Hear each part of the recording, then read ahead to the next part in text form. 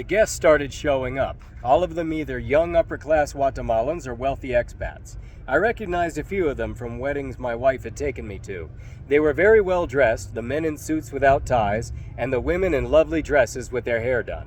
It looked like a red carpet gala evening, not an orgy in a bar. They came in and greeted one another, came over to have a basil mojito from me or a drink at the bar, oohed and ahed over the sushi, and ate it as if it wasn't served off of naked girls, and asked me what I had for them.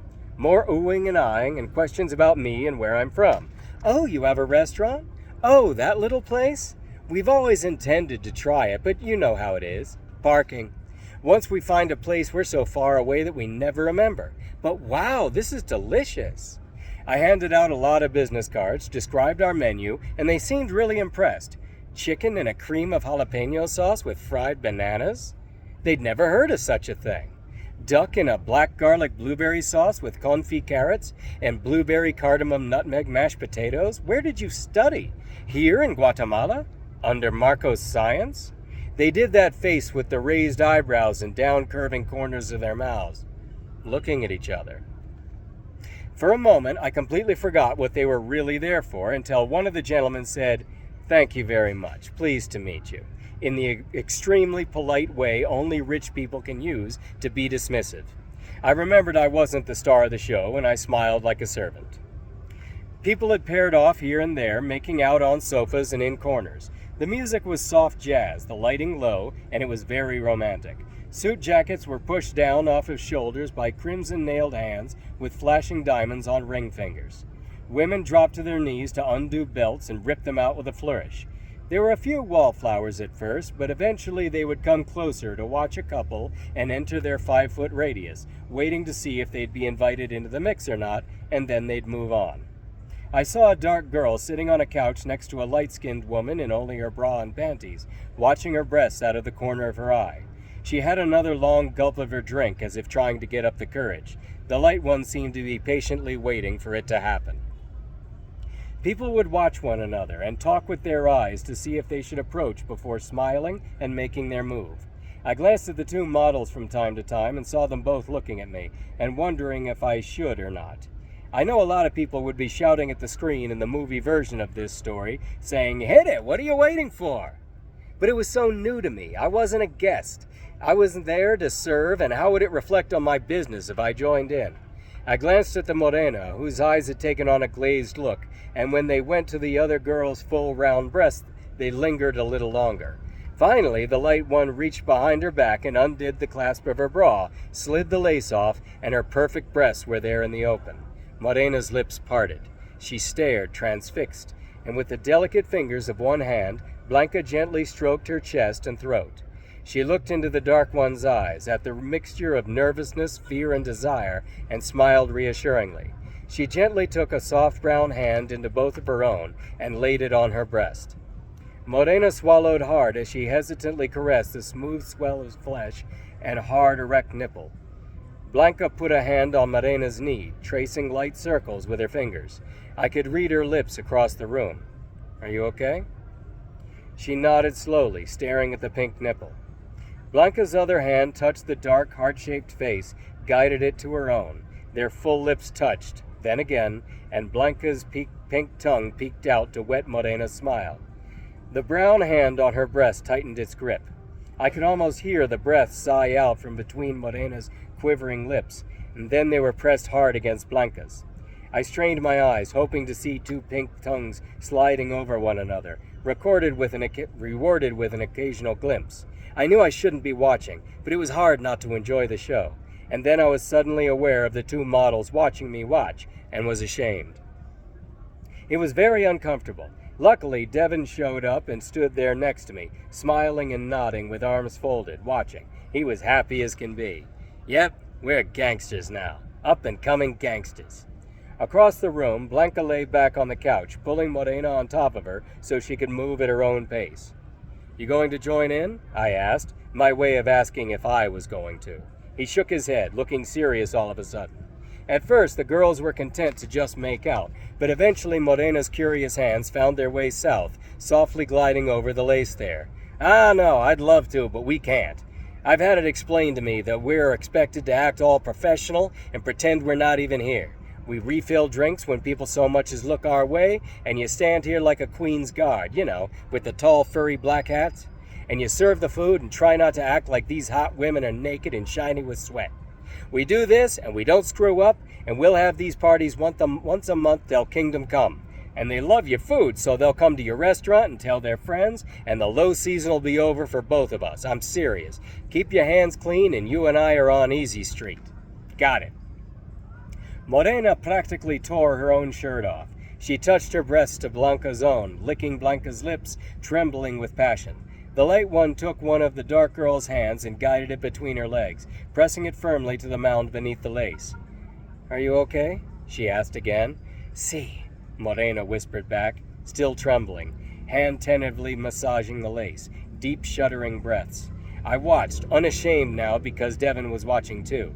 A moment passed and he said, "Seriously, I know it sucks. Trust me. I'm thinking the same thing. But we have to be pros here." 2 brown fingers hooked the lace and slid underneath it, exploring the warm lips and toying with them.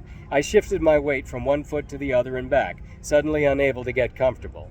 I ached to watch and not join in. The fingers came out as Morena was sucking one hard nipple, and she brought them up to her lips, still deciding how far she was willing to go. I heaved a sigh and stood up straighter. Devin went away. And that's when Ariana walked in. It felt like a sledgehammer struck me square in the chest. There she was, in a tight white dress that ended just above her knees, with gold heels and purse, long black hair shimmering in the candlelight. Her gorgeous face solely panned my way as she inspected the room, and lit up in surprise when her eyes settled on mine. I managed to smile.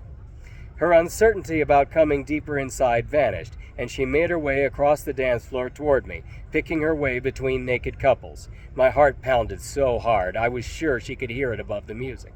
Her eyes left mine for only a moment to glance at the nude models lying near me, still with sushi rising and falling with their breath. A Mona Lisa smile curved her beautiful red lips, and then those eyes came back to mine to swallow me whole.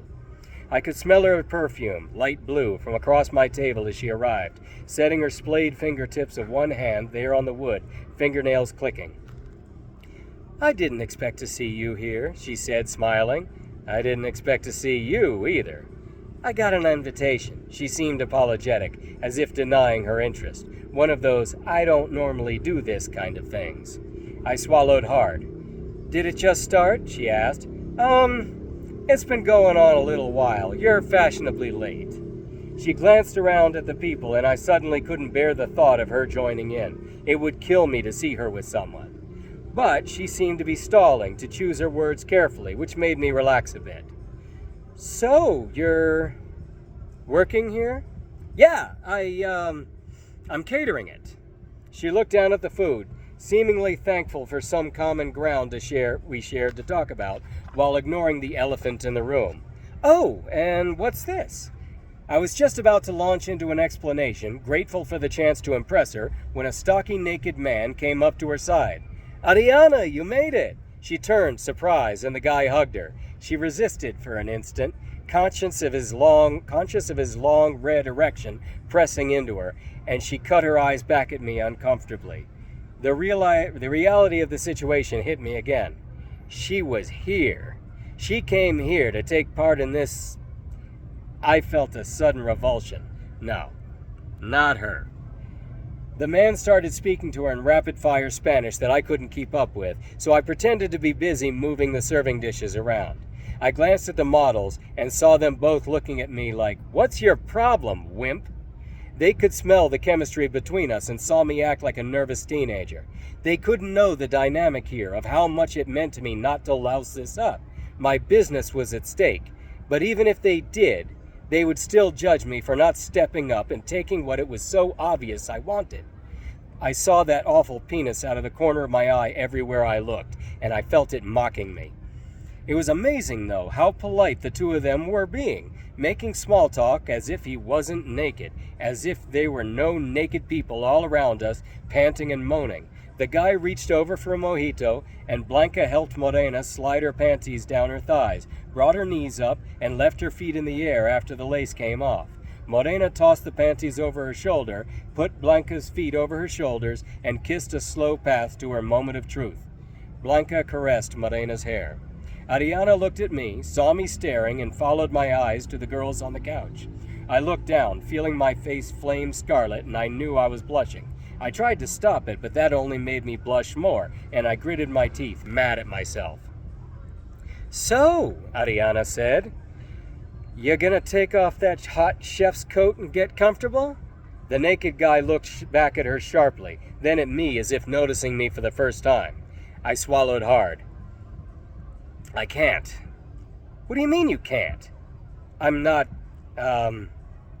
allowed to." The naked guy's hard eyes softened a little, seeing I knew my place and wasn't going to invade his. Ariana seemed a little disappointed, maybe that it wasn't going to happen, or maybe with me as a man for not stepping up. I tasted bile in the back of my throat and hated myself at that moment. Don't go off with this guy, I thought. Please, don't. She looked at me in the eyes and read my mind and seemed to feel sorry for me, and I don't know if that was worse. "Where's the bathroom?" she asked. I pointed at the courtyard towards the back, unable to speak, and she excused herself. The naked guy looked at me. "Your food's good," he said. "Thank you."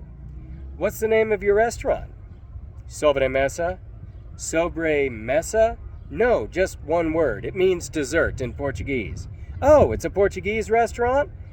"No, it's just... dessert is what I do best." "I'm Julio. I'm from Costa Rica." "Oh, a Tico." "That's right. And you?" "Johnny. I'm from the Bahamas." I wasn't crazy about this conversation with a naked man. He looked at me with the eyes of a bank robber casing the joint, sizing up his enemy. "Bahamas? Really? I don't think I've ever met anyone from the Bahamas." "Well, we tend to stay." "And you left paradise to come here?" "No, I left when I was a kid. The blacks tried to burn our house down a couple of times. My brothers and I were bullied at school for being white, that kind of thing." "Huh, I had no idea it was like that. What did your parents do in the Bahamas, if you don't mind my asking?"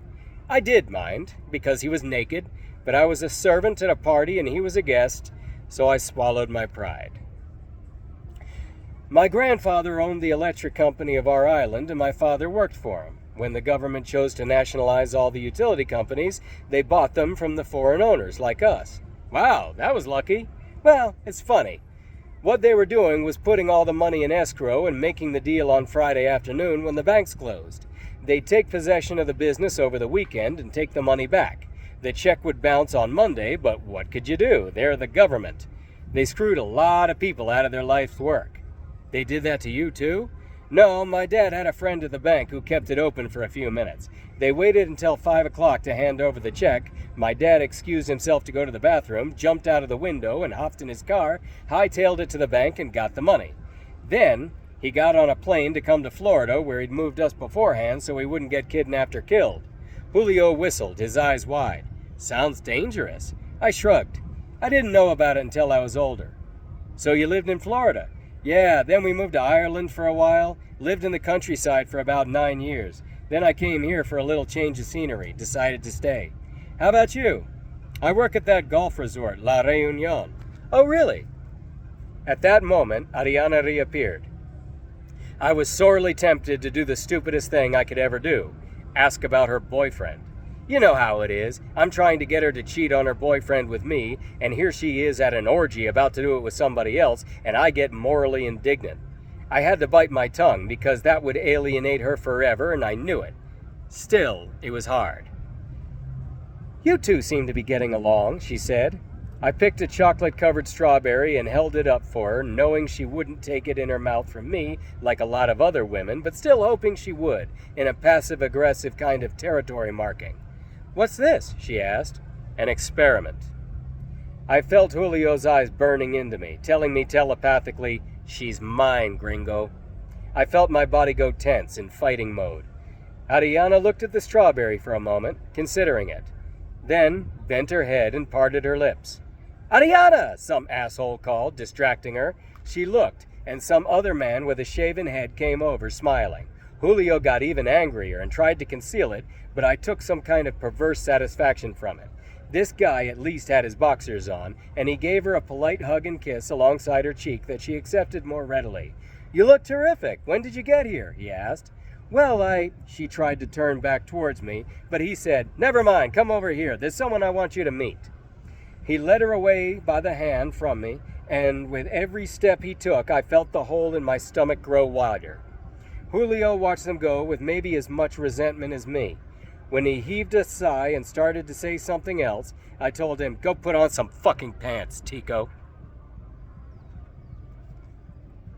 The rest of that night was the worst night of my life. Wherever I looked, there she was in the corner of my eye. I tried to act as if I didn't see her, and it was like church all over again, the dance of the eyes. A few times, against my better judgment, I took a deep breath and looked. She was there on one of the couches. She still had her dress on, but her heels were on the floor. Her beautiful bare feet were in the hands of the bald guy, and he was rubbing them as if he knew what he was doing, and I could tell, even from a distance, that he didn't. She cut her eyes at me and caught me watching. Like an idiot, I looked down at my table and moved the dishes again, hating myself for not being over there on that couch. I looked again, and her eyes held mine. Her eyes asked me, "You gonna take over here or what?"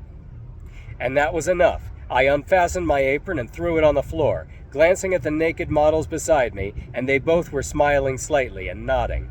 I reached to unbutton my chef coat, smiling back, and Devin appeared at my side. "Holy shit, is that Adolfo's girlfriend?" he asked. "What?" "Yeah, Ariana." "What's she doing here?" "What's it look like she's doing?" "Whoa, Nelly." I looked at him and he stared at me hard for a minute. "I read a great article the other day," he said.